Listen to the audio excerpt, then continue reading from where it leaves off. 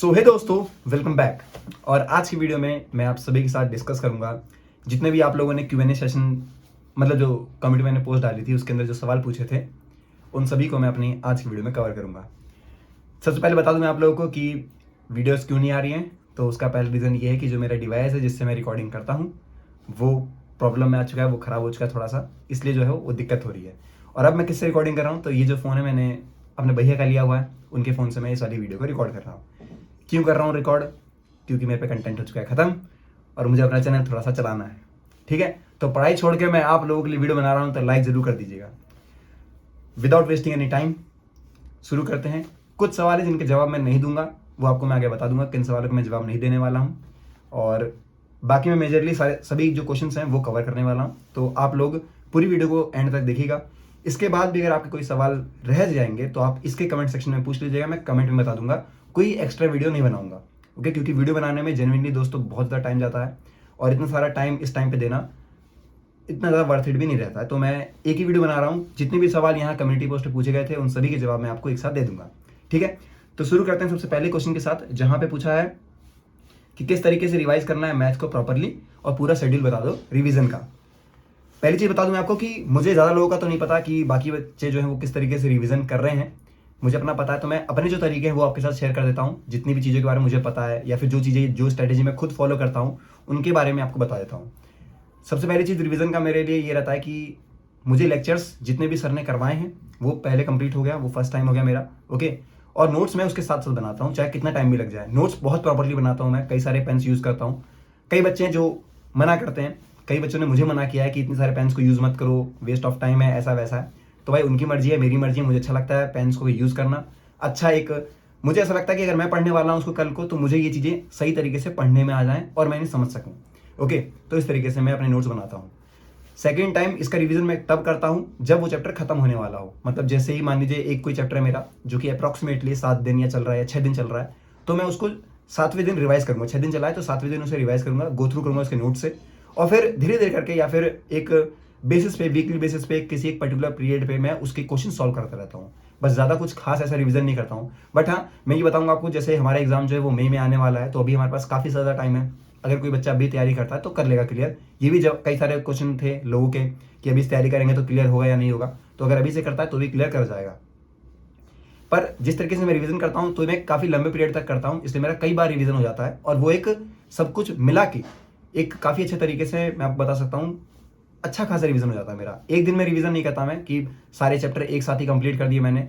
हर chapter को एक दिन पढ़ता हूँ, कई बार 2 चैप्टर पढ़ लेता हूँ, पर उनके कुछ क्वेश्चंस लगाए मैंने, 10-15 क्वेश्चन लगाए, जो हो गए मुझसे सही हो गए, जो नहीं हुए उनको रिफर कर लिया मैंने, देख लिया सर के नोट्स के थ्रू, और वहाँ से मैं रिवीजन कर लेता हूँ अपना। तो ये मेरा रिवीजन की स्ट्रेटजी रहती है जो मैं पूरी फॉलो करता हूँ। आप लोग अगर ये इफेक्टिव लगती है तो आप लोग इसे फॉलो कीजिए। ज़रूरी नहीं है कि आप लोग इसी को फॉलो करेंगे तो ही आपका रिवीजन होगा। आपकी जो मर्जी है, जो भी आपको ठीक लगता है उस तरीके से आप रिवीजन कर सकते हैं, ओके? दूसरा क्वेश्चन आया था दोस्तों मेरे पास, जहाँ पर बोला गया एक बच्चे ने कि 11th-12th की जो मैथ है, ओके, उसे कंप्लीट करने के बाद आर डी शर्मा की ऑब्जेक्टिव लगाना है। बड़ी बात है दोस्तों कि 11th-12th की मैथ भी कर ले बच्चा और फिर उसके बाद आर डी शर्मा ऑब्जेक्टिव पे चले जाए, ओके? काफ़ी सही टाइम भी लग जाता है इसमें। अगर इस टाइम पे मैं बताऊं, अगर आप लोग अभी से तैयारी कर रहे हैं तो ये एक मेरे ख्याल से काफ़ी टाइम टेकिंग वाली बात है, पर ये भी आपकी स्पीड पर डिपेंड करता है। आप लोग अगर बहुत शार्प माइंड है, बहुत तगड़े बच्चे हैं, तो आप लोग ये काम कर सकते हैं। पर मेरा मानना है अगर आपने 11th-12th करी है तो उसका रिवीजन कीजिए, वो बेटर देन इनफ रहेगा आपके लिए। ज़्यादा 15-20 बुक की तरफ मत भागिएगा, ओके? नेक्स्ट दोस्तों क्वेश्चन आता है मेरा कि कोचिंग मटेरियल इनफ है या बुक जरूरी है?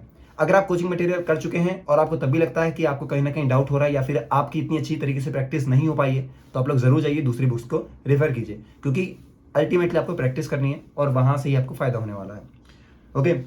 फिर दोस्तों एक क्वेश्चन आया था जिसका जवाब मैं आपको नहीं देने वाला हूँ, क्योंकि कुछ रीजंस हैं। जैसे कि मैं बता दूं आपको, कई बच्चों को ऐसा लगता है कि मैं ज़्यादा बड़ा बात कर दे रहा हूँ या फिर ऐसी बात कर दूंगा मैं जिनसे वो डिमोटिवेट हो जाएंगे, तो इसलिए मैं इन चीज़ों के जवाब नहीं देता हूँ। जैसे कि मेरी रैंक पिछली बार क्या थी और मेरा स्कोर क्या आया है इस बार या पिछली बार, जो भी आते हैं, तो ये स्कोर वाली बातें जो है मैं नहीं बताने वाला हूँ आपको। बताऊंगा तो एक सही टाइम बताऊंगा जिस टाइम पे आपको वो मोटिवेशन का काम करेगा। अभी जो है कोई फायदा नहीं है इसको बताने का, ठीक है? दूसरी बात दोस्तों आती है कि वही रिवीजन वाली बात थी, तो वो मैंने कवर करवा दिया।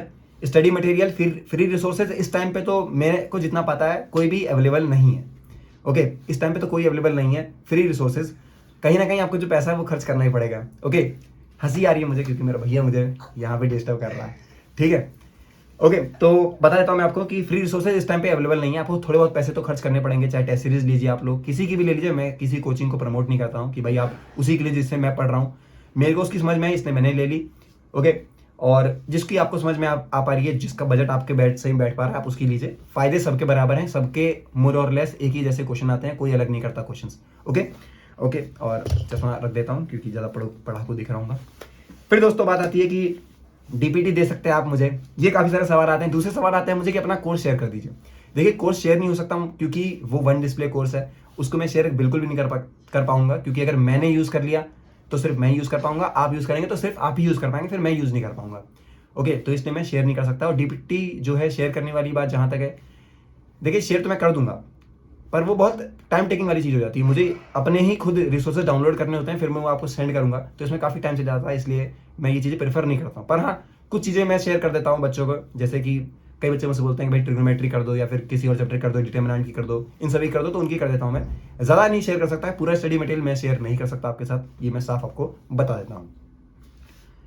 फिर दोस्तों आया था कि रिवीजन कैसे करने, इतना ज़्यादा सिलेबस है। देखिए कुछ नहीं है, पढ़ना आपको है, अपना प्लान बनाइए। ओके, दिन में अपने निकालिए टाइम कि आपको रेगुलरली जो है, चाहे आप रेगुलरली कुछ भी कितनी देर पढ़िए, चाहे 2 घंटा 3 घंटा आप डेली अगर पढ़ रहे हैं, तो ये काफ़ी इफेक्टिवली आपको मदद भी करेगा। ऐसा नहीं कि आप लोग 12 15 16 घंटे पढ़ेंगे तभी आप टॉप मारेंगे, ऐसा कुछ भी नहीं है। लास्ट ईयर मैंने बहुत से ऐसे बच्चे देखे हैं जिन्होंने कम भी पढ़ाई करी है, पर अच्छा एक स्कोर जो है लेवल वो सेट करके आए हैं।